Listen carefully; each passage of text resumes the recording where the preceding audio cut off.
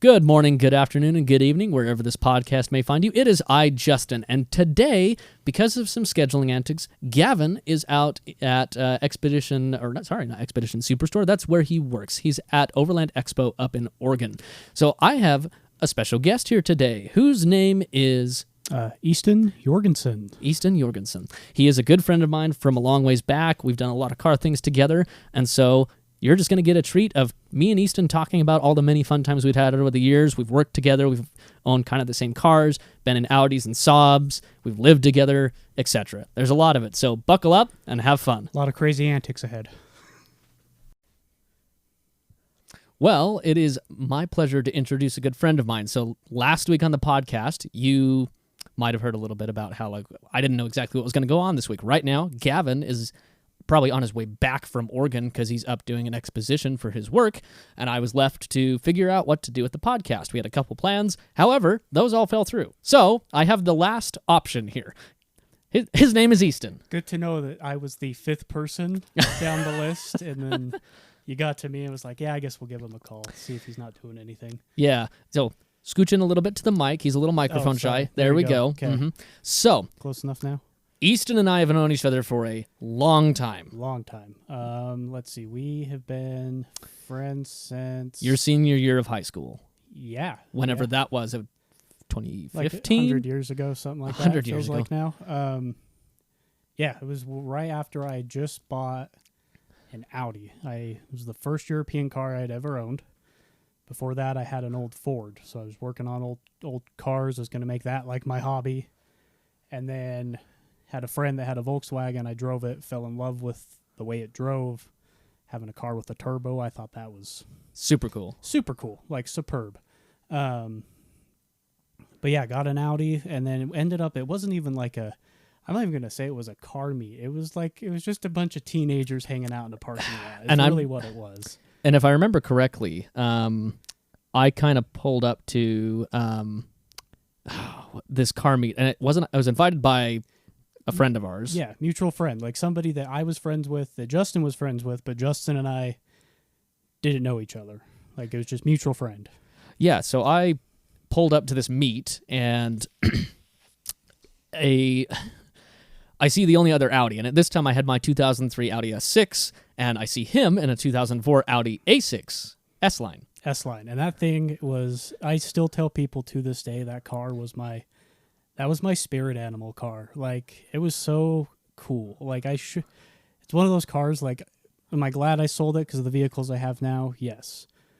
But there were so many just interesting things about that car that to this day still don't make sense to me. Mm-hmm. Like, it was green. It was the first green car I'd ever owned, and started my fascination and love for green automobiles. Mm-hmm. But it was weird too, because it was the two-tone. It was the green with the gray skirt on it. Yeah. And every time I brought it places, people were always like, "Oh, is that an RS6?" Like the amount, and I was like, "No, it's just an A6. A6 S-Line." But everybody always thought it was a RS6 because of the two-tone and just because of the way I had it, like how low it was. And your A6 was one of the only A6s that came with the wider fenders because it was an S-Line, so yes. It was a little bit more bulbous than a regular one. It didn't look quite as pleb status. Right. And so I went over and started talking to him, and then I told him I have the S6 wagon over here, and then we started looking at that. And then at some point, the whole quote-unquote car meet went to hell, and we decided we were getting the hell out of there. Yes, what it was is we ended up at McDonald's, and I don't know what happened, but this Kia Rio... Oh, yeah, the Kia Rio. Oh, my God. This Kia Rio comes, like, we're just sitting there hanging out. And keep in mind, at this time also, like, a day before this car meet, I had gotten a flat on one of my tires. Mm-hmm. Like, shredded the inside of, like, I was about to go get new tires. This was before I had the black rims on it. It was still the stock tires that it came with. Yep. And so I'd put the spare on. The spare was a completely different size than the rest of the tires. It was like, I want to say it was like a 17-inch rim. Mm-hmm. The rest of the tires were like 18. So, like, it was sitting funny. So I didn't want to drive it anywhere. So we drove it to the McDonald's because I'm like, well, it's closer to home. Yeah. This way, if I don't want to go too far. But we're sitting there hanging out, and all of a sudden I don't know if people just started noticing, there were a bunch of cars hanging out, kids standing around them. This Kia Rio comes flying through this parking lot and bottoms out in this ditch. I guess you Yeah, would say. so I mean, it was basically a gutter between one part of the parking lot and the other. Yeah. And he comes flying in there probably like 25, 30 miles an hour. 30 miles a day. He was hauling ass. He dives into the like the front end of the car goes down, dives into the pavement, sparks go everywhere. He cranks it to the right, understeers and almost clips probably 3 people Almost and 3 three of cars. the cars. Yeah. And then just peels out of the parking lot, and that was our cue to leave. Yes, that was at that point we went, well, it's probably time to go. Cops are probably going to be on their way. Tally-ho. Tally-ho. And so we hopped in my S6, and we went and drove up Monte Cristo. Yep. And I remember you having this funny description of like... It is my favorite memory of Justin, and it is the fact that it was... So this was like later in the day at this point. It is probably 8, 9 o'clock, so it's starting to get dark. And we're driving through this canyon, and I look over at Justin. I'm sitting in the passenger seat. This man has sunglasses on. It almost pitch black. I'm not going to say it's pitch black, but it was pretty dark. Man has sunglasses on because those are his prescription sunglasses, and that's the only way he can see right now. And at the time, I didn't have my contacts, so that was my method for getting my vision sharp. And I was like, this guy is a madman. This is a wild time. I'm having, like, we could crash right now because for safety's sake, we were breaking a law. It was exhibition of speed. Roll credits. Yep. But yeah, it was that memory is just etched into my head of looking over at Justin and just sunglasses on. He is just focused, just ripping through the canyon. But it was a wild time. I think we had to stop at the very top and let the Audi cool down. It was something like that. It was something like that. I remember we had to it was the kid that was following us in the Galant. Yes. He couldn't keep up. That's what it was. He was, I think he had cooked his brakes. Yeah. So we had to stop and wait for that, and then we came down. And ever since then, Easton and I have been fantastic friends. We've been fantastic friends. That was the start of a fantastic friendship, and it was wild. Since then, it's been, tons of shit. We've lived together. We worked together, multiple jobs. Yep. And on top of that, we have gone through a lot of the same car phases. Yeah, same car phases. Because, I got my Saab. I think it would have been shortly after No, did I have it when we met?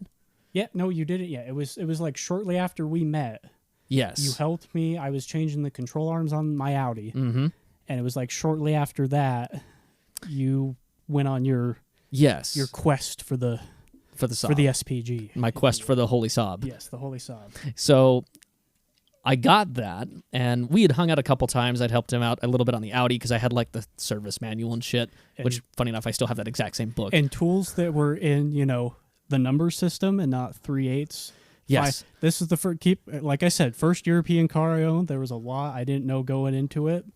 Up until that point, everything I worked on was 1/2 inch, 3/8, 5/16. It was so this was your first experience with real measurements. Real measurements, the metric system, if you would. So I didn't have any of those tools, and I tried to take the control arms off by myself, and ended up calling Justin like, "Hey, I can't do this. I don't have nothing's fitting. Nothing's I'm trying to fit a 17 on something that says like 5/8. I think they should work." Yeah, I'm smacking it with a hammer is what I'm doing. Oh my god. So I kind of helped him with all that, and then eventually we went on a fun little extravaganza with an Audi group that we were a part of, which was Utah Audi Nation. And I don't remember why, but for some reason I ended up taking my Saab to this meet instead of the Audi. Yes, because you just come home with it. Yeah, so I think it was just because I was excited about it and wanted to go do something. So we drove down to Orem in this, and that was his first experience with a Saab. Yeah, I sat in the couch of a back seat and was just like, I am comfy as can be. And I thought, this car is wild. And then you're like, yeah, it's Swedish. And at that time, I didn't even know what Saab was. Like, Volvo, that was all. When you said Swedish cars, that's all that came to my mind. Never had heard about them, but like I knew I'd seen one in high school. We'll loop back around to it because another weird connection to people that we both knew. But yeah, it was wild sitting in the back seat. Another fun Justin memory driving at night. There's a lot of weird ones I have with you driving at night. The lights on the dash weren't working on the 900 at the time. Yeah. So every couple of minutes, Justin would pull out a flashlight, click it on, do a quick scan of the gauges, your T's and P's. Turn it off. And then, turn it off. It was just another one of those like, huh. Well, I'm trying to remember who came down with us. Nick. Oh, it was Nick. Yeah, Nick came with us. Because Nick also had a Saab because he'd gotten his a week before mine. Yes. And you could say Nick technically started the Saab phase. Sort of. Because I told him to get one. That's fair. So, like, he may have bought his first, but I'm the one that planted the idea. So, how long after that? So, we went and did this and had fun and whatnot. And how long after that was it before you bought your Saab? Before I bought my Saab, it was... Because I think it was maybe about a year? It was maybe about a year. It was after I graduated, because because I sold the A6, bought the A8, my money pit. Yeah, so he had a D2 A8. Which, again, still best miles per gallon I've ever gotten with a V8. Yep. Wild car. Justin did me a favor and, like a horse with a broken leg, put a bullet through its head for me. Oh, my God. Okay, we might have to tell that story in a minute. Let's get the Saab one done first, and then we'll come back to that. We'll come back around. So, basically, at that point, you graduated. You had that car. You moved in with me in August just after you graduated. And, and then it was, I think, a few months after that you bought the Saab. I think it was like October. No, it was Black Friday. Okay, so it was November. Yeah, it was the day after the Friday, yeah. Whatever that, Friday, Black Friday. And because I made the joke that I'm like, this is my little Black Friday shopping I'm doing. I'm going and buying a car. And went and bought a car and brought it home with the exhaust like half hanging off and running like okay. Yeah, and so to give some context, so my car is a Saab 900 SPG. So it's slightly lowered from factory. It's the turbo. It's the fast, kind of cool model from the time. His was interesting because his is a like mid-level model that's effectively, I'll call it dirty tan. It's dirty. It is the most 90s car. Over oxblood red interior. Oh, yeah, oxblood red leather. Let me tell you, that is some kinky is what that is. And it's a fun little zippy car. But it's naturally aspirated. Yes. So keep in mind, my turboed Saab, with all it's done to it, probably makes the better part of 180 some odd horsepower. The naturally aspirated one, when it was new, was at 125? Yes, I think. Currently, this is my guess with mine, 90. Yeah, I think that's probably fairly accurate. I think it is fairly safe to assume that car is about the same power as a motorbike. Like, it feels a lot faster. It feels faster. One of my favorite things is to have slow cars go fast because it feels there's something about it that just feels faster.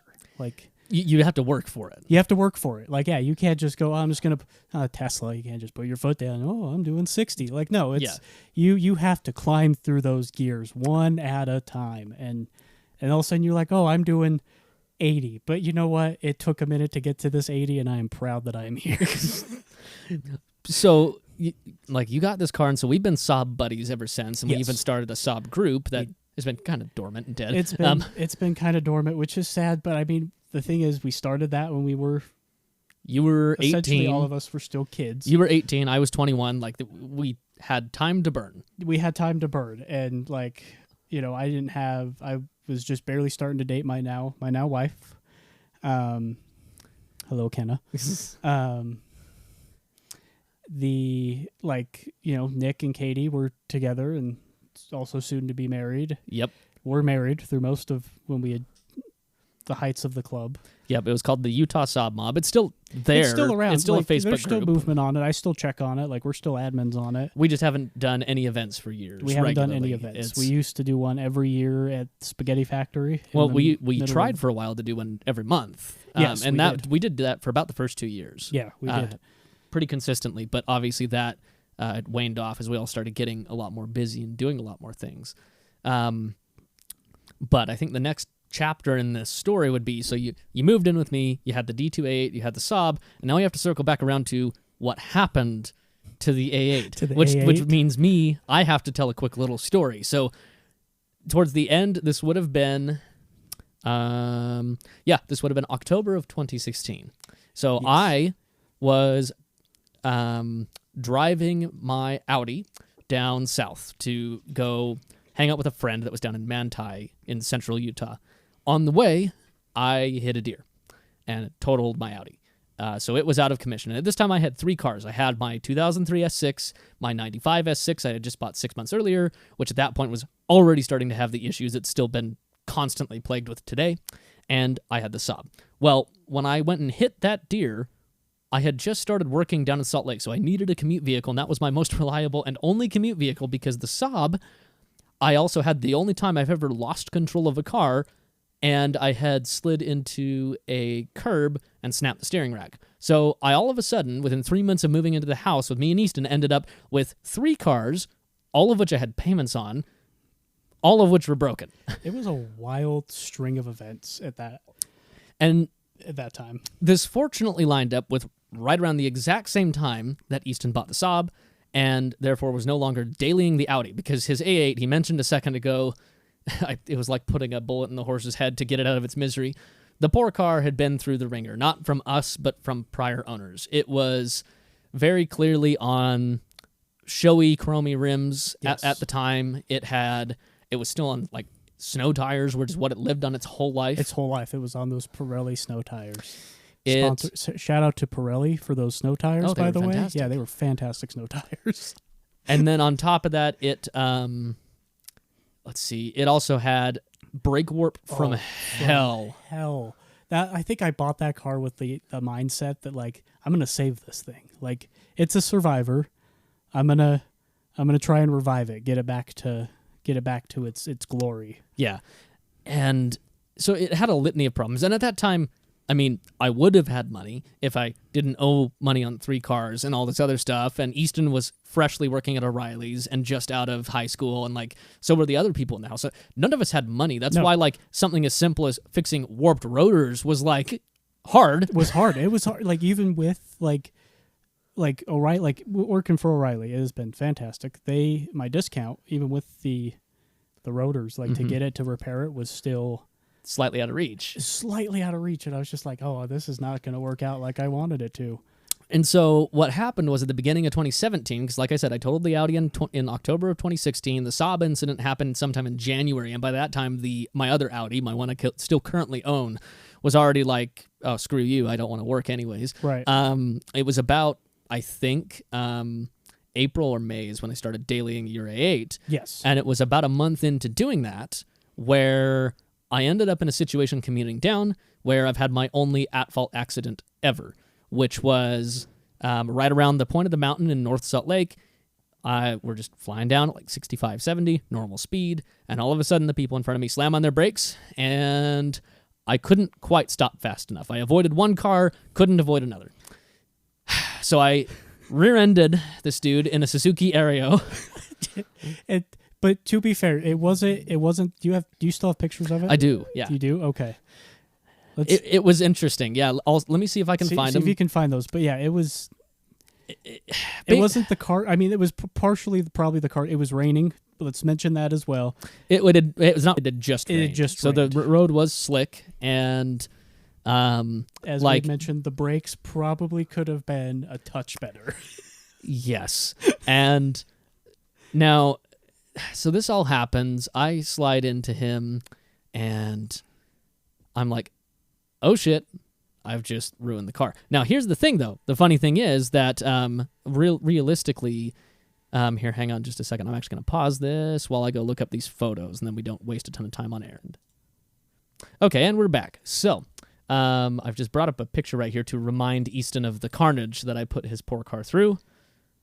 Oh, that's the wrong thing. That would be the recording software. Yeah, that was some carnage. That was a bunch of bars and numbers. Yep, there you go. But see, it's not that bad. Like it looks worse than I think it was. So when I hit it, what basically happened, I hit on the left front corner, and I just remember this vivid memory of the impact happening and just bits of silver plastic going everywhere because the entire bumper cover disintegrated. There's none of it left. Yeah. And the bumper bar took the brunt of the damage as well as the hood and front fender, but the only real catastrophe was the headlight. Everything else actually was still intact and perfectly functional. Still running and driving. I even drove it home after this, and it did great. Or it was a Suzuki Kizashi, not an Aereo. But he was from North Carolina. Isn't that ironic too? Yeah, an out-of-stater as well. But the funny thing was that we pulled over. Let's see. So we pulled over and got into a safe area. Cop shows up, and keep in mind, this is not my car. I'm looking for the insurance. And I'm like, hey, I got the registration. It's my friend and everything. I have no proof of insurance for the car whatsoever. So I'm like, give me a second. I can call him. I know it's insured. So quick backstory on that as well. So I had the insurance for it. I actually, I want to say maybe 2 or 3 days ago, had just gotten new cards for it because it had, expired, reinstated, whatever. So I just got the new cards for it. And I think I didn't see Justin for just 2 days either, just because our work schedules were just so off. So I had plans to be like, oh, I need to give him these insurance cards so he has it in the car with him in case. So probably on my bad, because I think the cards that were in there were expired. Yes. But I did have new ones. I don't even recall being able to find any. That's the thing. But I don't know. But yeah, so then Justin tries to call me, and at this point, this was a time when I was just sleeping in until 10 o'clock, 11 o'clock. I did not wake up early. And so I missed the first call, and then I get a frantic voicemail from Justin that's like, hey, I just got in an accident. If you could please call me back. I can't find the insurance card. So I'm like, oh, so now I'm just getting dressed because I'm like, I'm going to have to head over there. So anyway. So that all happens. On the way home, I have to go fill it up with gas, call my work at the time, and I'm like, I ain't coming in. Sorry. The car's wrecked. I got to figure something out. So I go back up north and almost get double tapped pulling into a gas station as well, because I went to go pull in and a car going the opposite direction didn't stop at his I had a green arrow and he didn't stop. He just blew straight through. And went back up, and then the car got totaled. And then we have 2 days in a row where we worked through the night. Day one was we pulled the parts off of the A8 once we knew it was totaled that we wanted to keep. Day two was then getting my Audi back up to running and just making it function. Because at that point you did not have a car. Yes. I think the only working vehicles we had at that time were my Saab. Yep. Did we still have the F450, the giant work truck? I hadn't gotten the work truck yet. Yeah, that was before the work truck. Okay. Yes. Let's see, because Eric's Honda was it gone by then? I think it was still running. I think it was gone by then. It was gone by then. So keep in mind, at this point we had one house with 9 cars. It was the height of this house. I think at this time though it was probably 6. There was probably 6 cars there. Yeah. Yeah, and at that point, most of them were not. Most of them were not even close to functional. And oh my god! I also remember trying to switch the wheels. Yes, because we swapped the wheels off of the S6 and put them on. Put them on swap the wheels from my S6 onto the A8. Because I wanted to keep the wheels that were on the A8. Yes. And so we were doing that in the middle of the night. And those lug nuts were so rusty that it was just re. It was so bad. We were making so much racket at night. And so we get all that done, and then car goes away. I get my S6 fixed and get mostly back up and running. My Saab gets back up and running. And then we moved into actually the Syracuse house. Yes, the Syracuse house. I still live in today. And ever since then, there's been kind of a litany of different things that have happened. I started working at the trucking company. Easton continued going up to O'Reilly's to the point where he's now the store manager of the Kaysville location. If you ever need auto parts, come to Kaysville. Yeah, exactly. Come see me. Come get some parts. And we've had a few other fun car things since then, such as my Stinger and whatnot. But you also had a couple other cars. So you had a Saab 9.5. I had a Saab 9.5. That my brother now owns. Yes, that your brother now owns. It's so funny. I see that car now every day still. That car, I think that car is just going to be the car that haunts me. Yes. More than anything, because I see it every day now. It drives by the store almost every morning. Yep. Yes, the 9.5, I had that car for quite a while. I think it was 2 or 3 years. Yeah. 2 or 3 years I had the 9.5. The Saab has definitely been the car I have had the longest. Mm-hmm. As with mine, same thing with me. Yeah, it's definitely it has the best track record. It was my daily driver for a very long time. When me and my wife met, that was actually the car I drove up to see her every day in Logan. You can imagine that 90 horsepower that I mentioned earlier does not do very well through the canyons. It was a very slow jaunt to Logan. Going back was really fast because it was downhill, but going out there, whew, like there were many nights I was just like, oh, I would sit there and lean and like rocking the seat, like, come on, just a little Doing the bit, Flintstone. just a little bit further. But yeah, I had the 9.5. That car, I relate it to Justin's URS6. It's very much it was my problem car. It was supposed to be my daily driver, and it felt like I spent more time fixing that car to keep it as my daily driver. And it always had weird things. Like, there was never something consistent that happened with that car. First the radiator went, then it was the AC stopped working. I never fixed that. Jacob finally did, I think. Oh, no, it's back broken again. Oh, back to broken again. Well, so it's the saga continues. It didn't stop with you selling the car. And that car also had a funny story as to how we got it. So when we were down at the Volvo dealership one day, we went and met a friend there and just looked at like a Jaguar F-Type, because the Volvo and Jaguar dealer in Salt Lake City is the same dealership.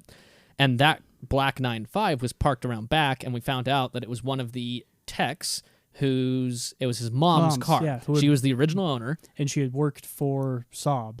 Mm-hmm. And so she had bought that car, but she didn't drive anymore, so she had him take it to work so that he could fix it up and sell it. Well, he told us at that time, like, yeah, if I can't get it sold pretty quick here for a decent price, I'm probably just going to use the dealership to wholesale it.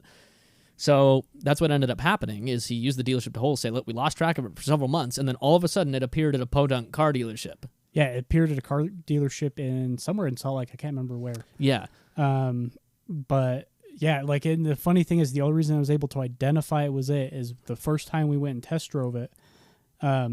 He said he had a dog in the back seat, and it had taken a scratch out of one of like the panels on the door, and it was like a good chunk of the door panel was kind of scratched out. And so I'm just scrolling KSL one day, and I see this black 9.5, and well, that looks like the one we went and looked at. And I scroll through, and as I see the picture, I see the 3 scratches, and I went, no shit. It's the same I'm one. like, it's the exact same one. So went and picked it up, and it was, yeah. It was fun for a while. It was fun for a minute. Did a couple road trips in it. Drove it to Colorado a couple times. See, but then you had a big upgrade. And yes. And like we'll go through what this is and everything, and then I have actually kind of a question to do with that afterwards. But so you in 2020 put down money to buy something. I did. I put down money to buy a brand new Ford Bronco. It was right when they had opened up reservations for them, and I thought at the time, you know what, my job with O'Reilly is going really well. I'm climbing up. I'm making decent money. Why not? Let me throw my hat in the ring, see if something happens. I originally just did it just for fun. I wasn't planning on it really going anywhere, because I'm like, what are the chances I'm going to get approved? Because I'm like, I'd never done a loan quite that big. I'd done some big loans, but nothing to that extent of purchasing a brand new car. Yeah. So yeah, put in the order for it and just kind of waited. And waited and waited. Let's add a few more waits to that. And you know, it was a very slow run. Originally it was going to be blue. I ordered it. It was the Badlands. It is the Badlands edition. It is. I have it now. We'll get to that. Yeah. So it's the Badlands edition, in the Eruption Green, 2-door hardtop. Manual as well, because I'm a sucker for punishment and enjoy off-roading in a car that you have to fully control. Yeah. All the time. But yeah, it's really cool. The wait for it definitely took a long time. It was almost 2 years to the date of when I reserved it to going to the dealership to pick it up.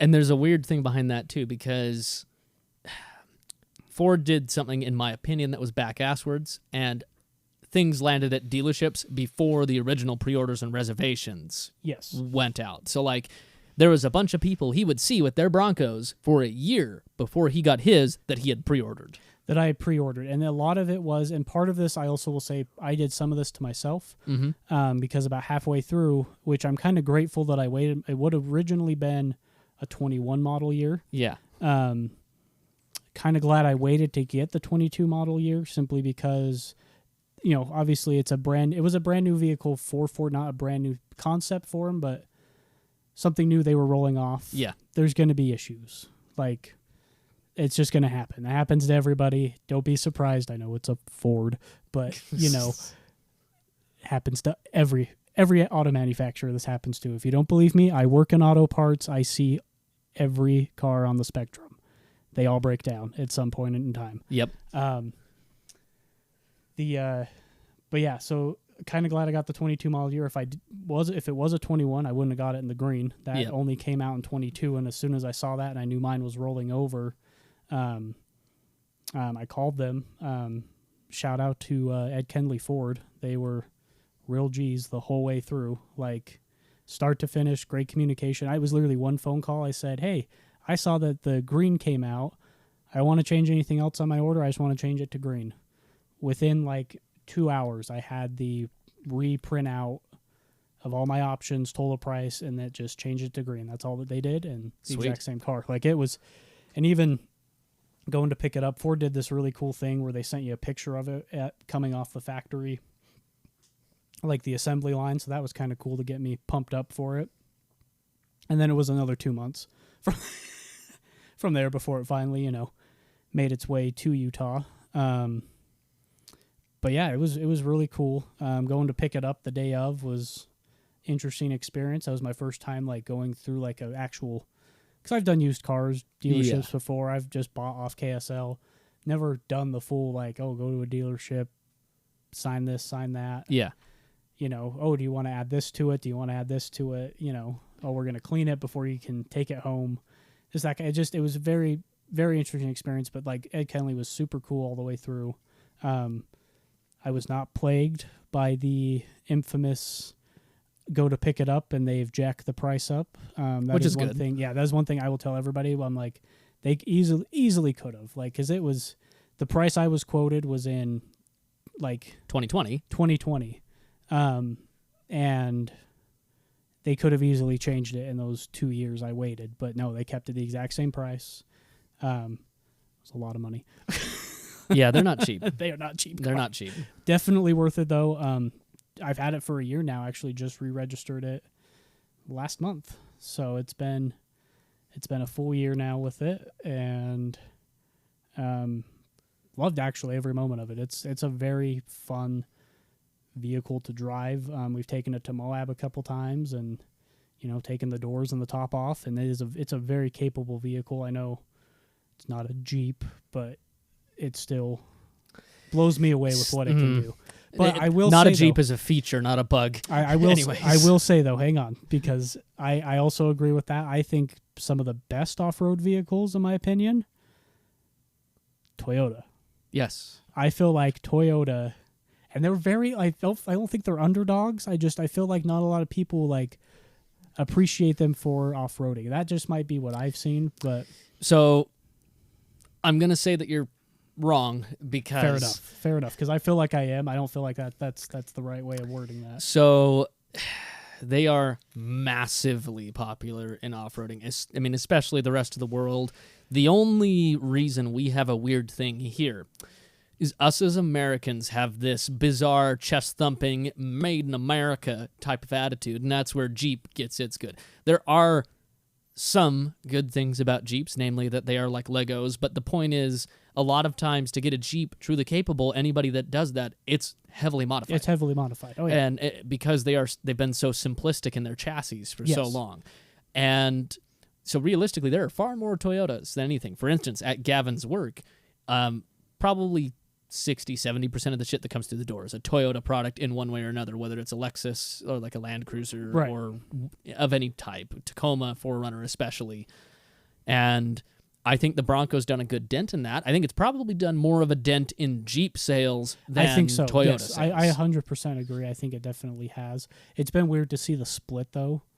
It's any rivalry. It's Chevy versus Ford. It's Ford versus Jeep. Like it's interesting to see the split of everybody. That's like, oh well, it has this issue, but then it has this. It's like they do this. Why can't we just off road? Like let's just enjoy having vehicles that can go off road. Yeah, I think is a blessing.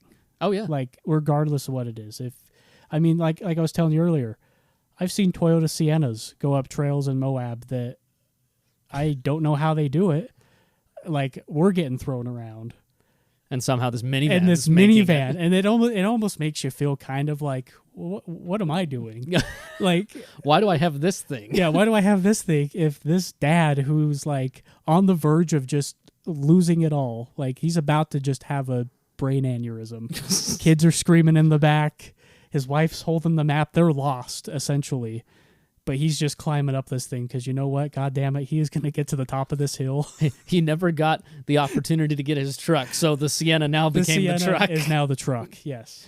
Yeah, no, that's a good point. It does make you kind of question things, but I agree. I think there's a lot of division and rivalry that comes because people like to be a part of something and and defend their decision to the death, even if they're wrong, even if they know they're wrong. Yeah, but like I bash on every car. You know this. No car is safe to me. No. Like people ask me all the time still with the Bronco. Like I know it's a good car. It's gonna need maintenance later down the line. Every car does.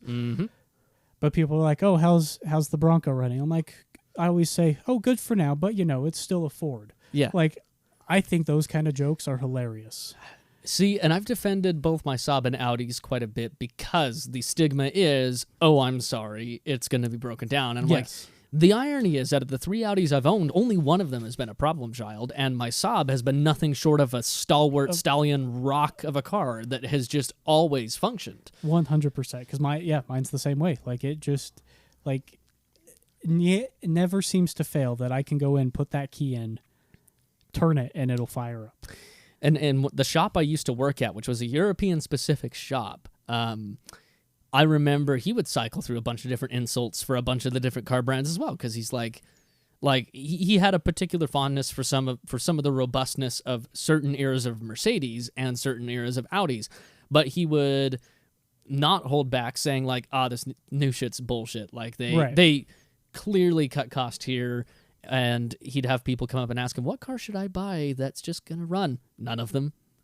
Your Hondas deceive you, because your Hondas and Toyotas, what happens is they are simple. Right. So the only reason they end up being more reliable is because there's just less to go wrong. But by the time they're at 200,000 miles, almost all of them are burning a quart of oil every oil change. Yep. Almost all of them are rusting like crazy, and the interiors are falling apart. Versus on the flip side, with the European stuff, most likely your engine's not burning oil at 200K, and you're probably still doing good. Right. And your body's still in good shape because a lot of them are galvanized metal and the interior's still together, but they'll have other problems because they're a lot more electrically complex and stuff like that. There's a lot more other weird things that can just go You have to pick your poison. Yeah, none of them. You have to pick and choose your battles. Oh yeah, 100%. Are perfect by any means. I mean, like even Gavin's Fiesta ST, a fantastic car with very few problems, but one of the problems happens to be silly little blend door actuators for temperature control and stuff. Right. That's a common issue that affects probably almost 100% of them. But again, pick your poison. Yeah. Like, would you rather have a little bit of cheap Ford build quality in there, but you got the car for cheap and it does really well, or would you rather have a car that maybe does better for longer, but maybe has much more expensive problems when they do happen? It's all over the board. It's all over the board. It really is. No, 100%. I agree with that. So, but where I was kind of leading up to with this is you went from owning your newest car being a model year 2022. Well, no. What? Your Audi A8. It was 01, right? 2000. So it's 2000. So your newest car being year 2000, jumping 2 decades plus 2 years to 2022 with your Raptor. Right. So you skipped 22 model years of cars. So my question is, or I said Raptor, Bronco, sorry, not Raptor. It would have been cool if it was a Bronco Raptor. It would have been cool if it was a Bronco Raptor. But they're kind of big. Exactly. Make him in a 2-door, and then we can talk. Exactly. So if you wouldn't have been able to get the Bronco, let's say the Bronco didn't even exist, okay, what would you have gotten? What would I have gotten instead? Okay. There's a couple, actually. Number one, I've always, and it's going back to just wanting a car that's green because I have a thing for green cars. Don't know how I would have swung it, but a Bullet Edition Ford Mustang. Okay. The newer one. Just like I said, I love that movie. Mm-hmm. That's like prime Steve McQueen, and that car chase is forever engraved into my head. Second, probably one that would have been more down the line and probably would have happened had the Bronco not been. It's going to shock.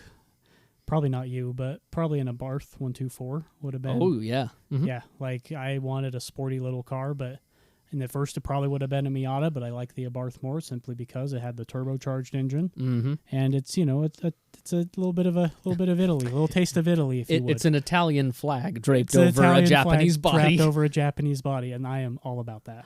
So it's funny. I also had a flirting for a while with potentially wanting a 124 Bart. Yes, I remember, and that's when I first looked at them was with you because we went to the Fiat dealership many times to just go drool at them, and I'm like, God, I want one of these so bad. Like they were cool cars. Outside of that, I'm trying to think what other cars I would have. I mean, so those were both. So one of them was a new example. One of them was a used example. Like, and anything else maybe used? Like maybe considering that you skipped 22 model years of car. Right. Was there potentially any other car in that era? Yeah, that maybe you might have used as like a stopgap and jumped to in between the because to make a timeline clear, the A8 was long gone by this point. What he got rid of as a daily, in theory, was his 2000 Saab 9.5 that my brother now owns. Yes. To move into something new. So what else could have happened? What else could have happened with a used car? Like maybe something that's in that range. Yeah, another used car. Yeah. Trying to think what other car. Like it would have. If I stayed in that range, it probably would have been. I've broken him. You have just a little bit, because now I'm like, God, there's a lot of cars that I could have chosen from. If I'm thinking of it, like, because obviously what I paid for the Bronco, if I take that into fact as well, in that price range of that time, I don't know. I probably would have looked for another Audi, to be honest. Gotcha. Like and as weird as it sounds, I probably would have tried to find either another C5, or settled for. No, it probably would have been another C5 because that's just what I'm familiar with. Like, well, and I've come back to that a lot. Oh my gosh, I have some funny news about that, but I'll come back to that in just a second. I think I could have seen you in either one. I could have either seen you going back to a D2 or a C5. So a 2000 to 2003, either Audi A6, S6, or A8 or S8. Yes. In that era, because there's a lot of good there. In fact, I remember us driving the D2 S8, and like Gavin was quite surprised with both my S6 and the S8 how like lovely and compliant they were, and they did. That was before they got super big. Yes, and so they and like the naturally aspirated V8s are a pretty lovely thing. That's why we made a whole goddamn film on them. Right, they were wonderful engines that like their main gripe was just simply they're not efficient from a fuel perspective generally but like with the two sport models, so the S6 and S8, they're not. However, with the D2 A8 that has some taller gearing, it's not quite as geared for acceleration, and the engine is detuned quite significantly by almost 70 horsepower. So that car, when I was commuting to and from Salt Lake, I would not quite touch 30, but I would get around 27 to 28 miles a gallon pretty regularly. And that transmission, that was the sad thing about that car. The brakes were absolute garbage, but that transmission, like butter. Yeah. It never had the weird, because it had the, what's that transmission code? So it's 5HP24. It's a 5-speed ZF gearbox from the early 2000s. Yes, but remember, because I had the same one in my A6, and it would chug every now and then. If you got up going way too fast, it would literally like up the on-ramp. The A8, never. It was smooth shifting from start to finish. Yep. Never had the weird, like when you put it into park and you feel the whole car go honk. Yep. Like it was the smoothest transmission of an Audi I've ever driven. Yeah, and I flirted with going back and getting another one because especially if you get like a D2 A8 that's in pristine condition, they're $2,000 to $3,000. Yeah. They're Oh yeah. dirt cheap, But they're comfy super cars. comfortable, super quiet. Super quiet. Yeah.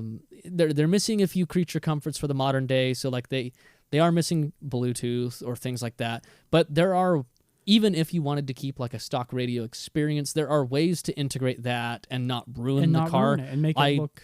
I have a particular disdain for aftermarket radios. I think almost all of them look like shit. I don't think any of them almost ever fit well into an interior, especially a German interior where everything was so thought out and cohesive and looks like it belongs there. And so there are ways to actually use, on those particular cars, the CD changer port to add a Bluetooth in or an aux in or things like that. So there are ways to kind of like update a couple things about the car, but it's modern enough to have cruise control, heated seats, electric seats, like air conditioning.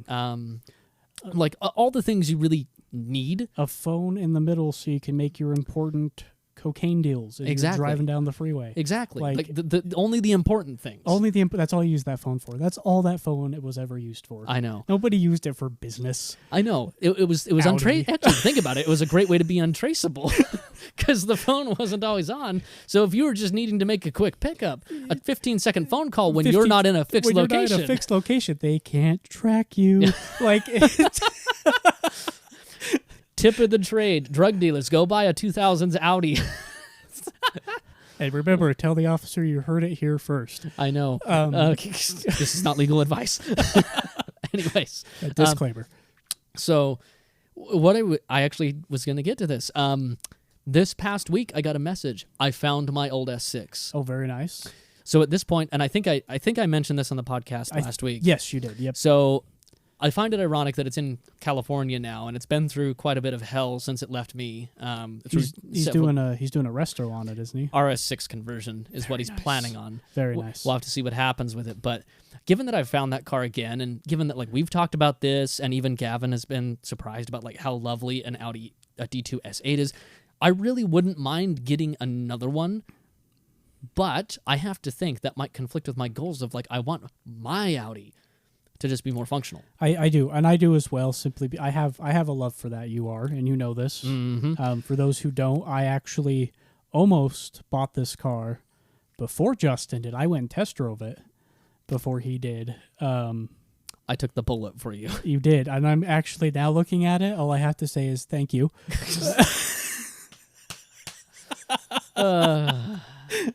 Yeah. Because but like I said, I've also seen that car, what it can do. Yeah. And how it can drive and how it can feel. And I am also excited. I also want to see you get that car back to like its full potential. It's been on the way back. It's in a better condition now than it has been in years. In fact, I've actually put in the past 2 weeks since I got it a temp tag again, it's gotten about 700 miles on it, which is more miles than it did the entirety of 2022. Like, to give you an example, the car's actually, I just passed 169,420 miles, and I got a screenshot of it, so it was hilarious. Hell yeah. But I bought the car at 156. So from 2016 to now, so 7 years, just past 7 years, I've barely put like 13,000 miles on it. And it's that, which is absurdly low for me.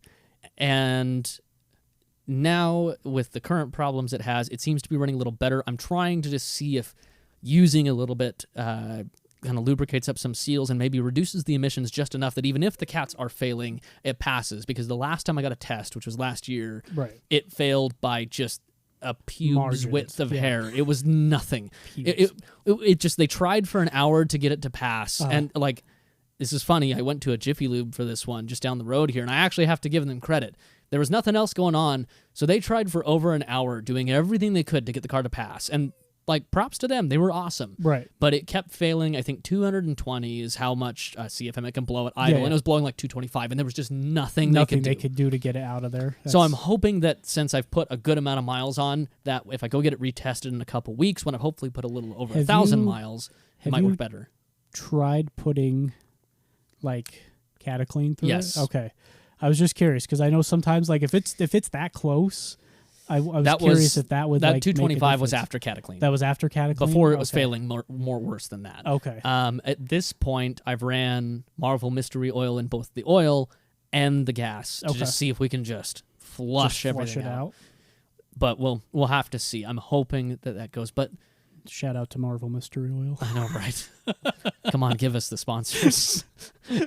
We've joked about a couple of different sponsorships from like Mountain Dew or like Liquid Death. Or I would love a Liquid Death. I will sign that contract. Liquid Death. I'm looking. Nobody can see, but I'm looking over here because that's where I imagine they would be.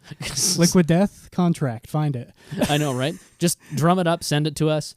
Pay us $1,000 a year. We'll be happy to shout you out. Just give us some free Liquid Death. Don't even pay me. Just free Liquid Death. That's all I want.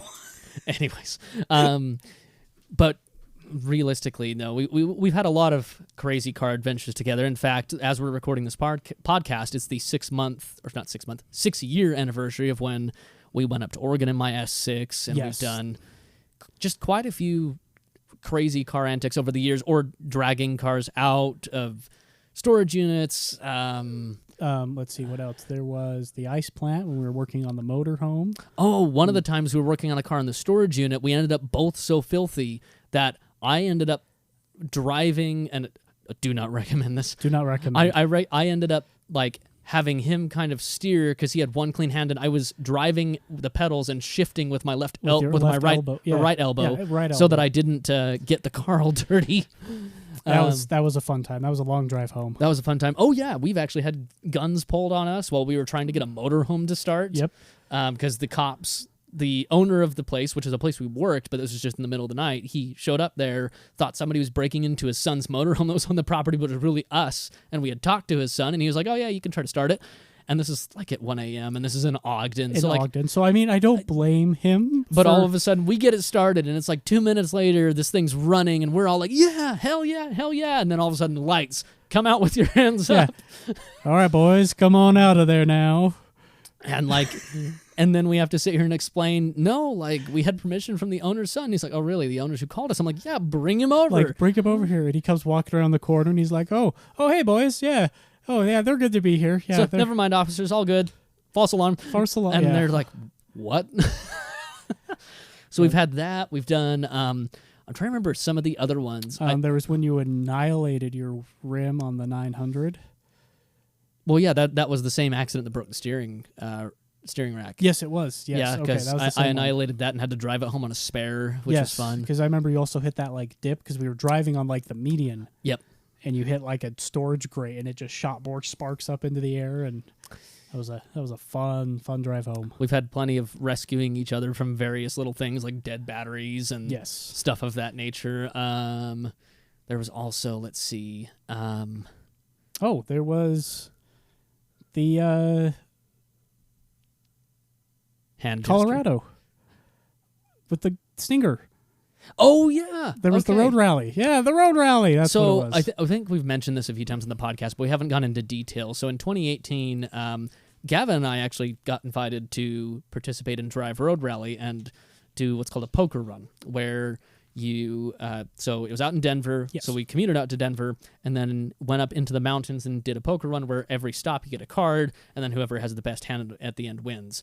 And Gavin couldn't come because of a family event that was going on at that time. So my friend Easton right here and another friend of ours named Other Gavin. Other Gavin. There's lots of Gavins. We have several. We have quite the collection of Gavins. We ended up going instead, and it was quite the adventure. It was quite the adventure. It was a fun time. And I got to, for a chance, for a few hours, I got to sit in a McLaren, so Easton took hold of the Stinger and was cruising at a leisurely 1.20 miles an hour pretty comfortably. Actually, really comfortably. My favorite was Gavin was in the passenger seat taking pictures, and I look over and I look over at him. He's taking a picture. I'm like, dude, we're doing we're probably doing like $120. I'm gonna say, and he goes, no, we're not. And I went, yeah, dude, we're just flying. We're flying. Like, it was so comfy. Like, for going as fast as we were, Kia, that thing can just cruise, and it was happy. It was not like, it's not like I was pushing it. It was just happy to be there. And that whole road rally, that car kept up with really without being too far behind all of the other higher end cars. It really did. My favorite car from that though was the S2K. Yes, Those two good old boys, big old beards. And that was And they came flying past us doing like 160, and one of them's just hanging out the hanging out the side. I was like, God, that was a good time. It was a cool road too. Like there was that hotel we drove past that was like built into the rock. Yep.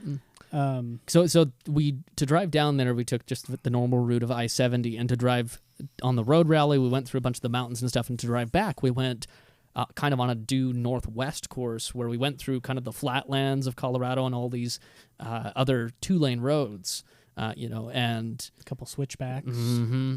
It was just gorgeous. And that was where we were able to just make a ton of time, but it was beautiful. We were away from everybody else. It was a fairly lovely time of year. It was warm, but it wasn't absurdly hot. No. It was wonderful. It was a good time. And there was a good amount of cars, too, because there was the 2 McLarens. Yep. There was the couple Camaros. Bunch of Porsche 911s.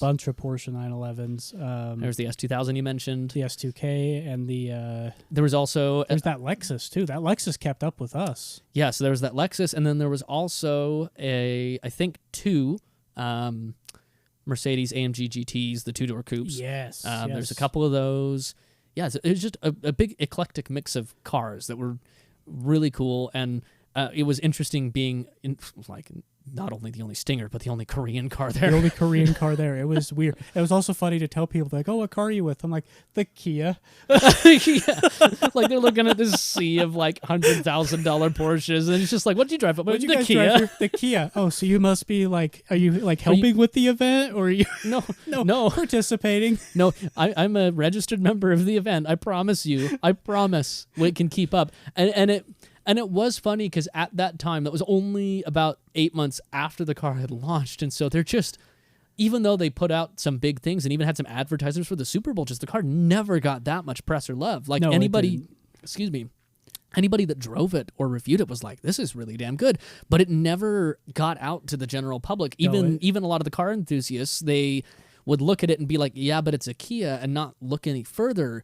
And to a degree, I was the same way until I drove it, and I was like, whoa, this is not a Kia, at least not in the traditional sense you'd think Kia would feel. And so even when we were going around there was probably only 2 or 3 people at that time that were like, oh, interesting, that's kind of cool, I've been curious about this. Most everybody else couldn't give a shit, because it wasn't until a year or 2 later that the car had gained a little bit enough of a reputation to be like, okay, they're good, they don't break, they're pretty good at acceleration, steering, like they are a decent platform, and they became much more valuable than mine was then, and actually somewhat appreciated. You know what I think did it for them with their advertising? What's that? Steven Tyler. Oh yeah, they did have Steven Tyler. Keep in mind, the commercial they showed for the Kia Stinger, one, they only show it going in reverse. Yeah.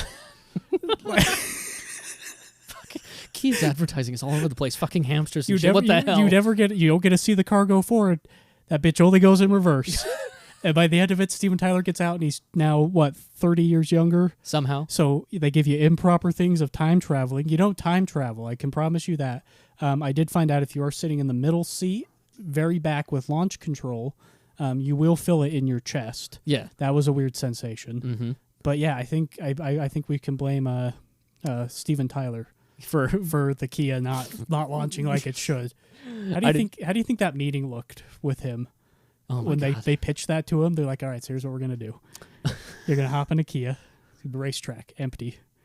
You're gonna drive backwards. You're gonna throw it in reverse. I want you to be like Mater out there, like world's best backwards driver. By the end of it, we're gonna CGI you completely out, and you're gonna look like you did when you were a kid. You're gonna look like when Aerosmith started. Yeah, you're gonna look like when Aerosmith started, and then we're gonna just flash it. Kia Stinger. But lots of ganja was smoked in the production of this. But by the end of it, I have learned nothing about the car. I know. Watch commercials do that for me too, and I think it's hilarious. Well, I mean, yet again, I said earlier, like, Kia's marketing has always been whack. It's been whack. The soul with the hamsters. Yes, the hamsters and the dubstep. Yes, the dubstep. And then even now they replaced, what is it? They replaced the hamsters with something recently. I can't remember what, hang on, let me see if I can pull it up, what the new Kia commercials are. They're something even weirder. The skeletons. Oh, yes, the skeletons. Yeah, like what the fuck? Like, I mean, granted, I get that's for their like cheeky little car that's supposed to be kind of goofy and appear to the mass audience. Also funny when I'm Googled right here, Kia Soul commercial. The third result that comes up is from WikiFur for a furry encyclopedia. Oh, no. I'm sorry, Kia, you have royally fucked up with your advertising. Kia, what have you done? Oh my God. Anyways, so, well, we'll probably wrap this up now, but Yes. But we've talked a lot about like all of the many fun adventures that Easton and I have had, and like we've been friends for a very long time. Ironically, several years longer than Gavin and I, and we've lived together. We've had a lot of cars together. We've worked together and had just a ton of fun. We have, and I'm the fifth person he calls for a podcast. So that's good to know. I'll keep that in mind for next time. You're a few rungs down on the ladder. Well, to be fair, sometimes you do end up working Sundays. So this is true. I don't necessarily know. I have been. I'm a very busy person. Like, you know, I love working for O'Reilly's. Running a store is a lot, but you know, quick shout out to them. If you need auto parts, come see me. I'm in Kaysville. Or O'Reilly. Or any one of our mini stores located across the Wasatch Front. We should just make you O'Reilly's spokesperson. That would be hilarious. We're just going to dress you up in the whole leprechaun outfit. You can just be the new mascot. I don't think we have a mascot. No, we did have a mascot. It was a cool little van for the longest time. It had eyes. Yeah. Oh, God. I have a little model of it at home. Anyways, well, thanks everybody for listening. Just so you're aware, we still do have merch and stuff. We're also... hopefully some more things will be coming out in the near future, but we'll elaborate a little bit more on that next time with me and Gavin on what our future plans are. But thank you all for listening. I have been Justin. And I am Easton. And this has been the Exhibition of Speed podcast. Thank you.